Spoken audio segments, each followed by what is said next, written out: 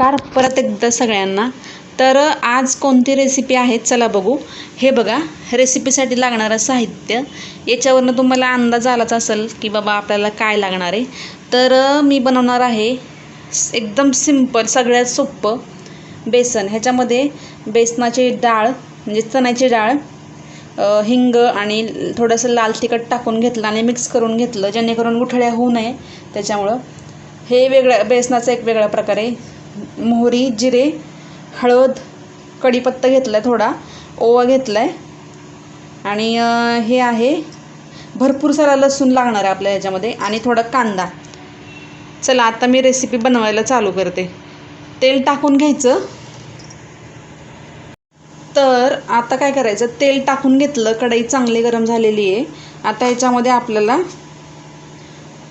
एक एक करून सगळं साहित्य टाकून घ्यायचं। मी आधी ओवा टाकून घेतला, जिरे मोहरी टाकली, आधी मोहरी तडतडली, जिरे टाकून घेतले।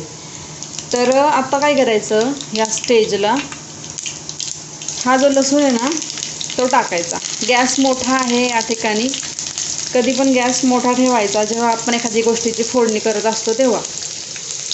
तर आता हा लसूण या ठिकाणी मी टाकून घेतला आणि काय करायचं, आता ह्याला थोडंसं एकदम असं व्यवस्थित आता हलवून घ्यायचं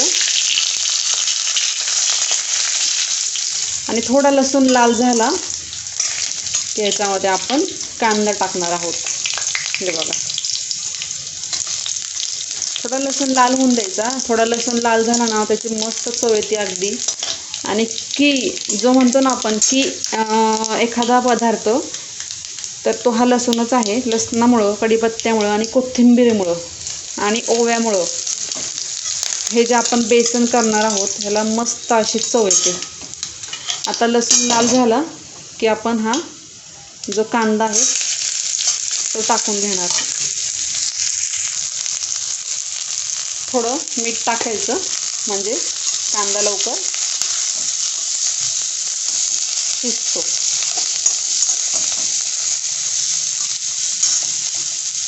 हे बघा, कांदा आता व्यवस्थित छान परतलेला आहे।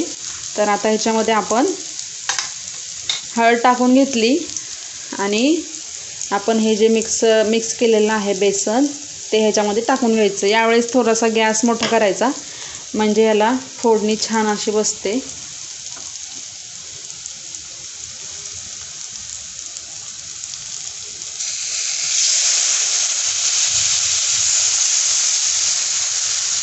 हे बघा, आता ह्याला तुम्ही आवडीप्रमाणे पाणी वाढवायचं। तर हे बघा, आता हे आपलं बेसन जे आहे ते शिजले जवळजवळ। हे बघा किती घट्ट झाले।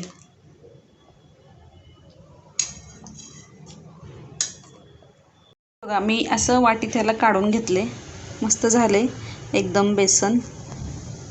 तर कोण कोण अशा प्रकारचं बेसन बनवतं मला नक्की कळवा आणि असं छान छान व्हिडिओसाठी चॅनलला नक्की सबस्क्राईब करा। आपल्याकडे डेली बेसिसवर मी रोज एक रेसिपी अपलोड करत असते, त्यामुळे चॅनलला नक्की सबस्क्राईब करा, लाईक करा, कमेंट करा, शेअर करा छान छान रेसिपीसाठी। धन्यवाद मंडळी, चला बाय बाय।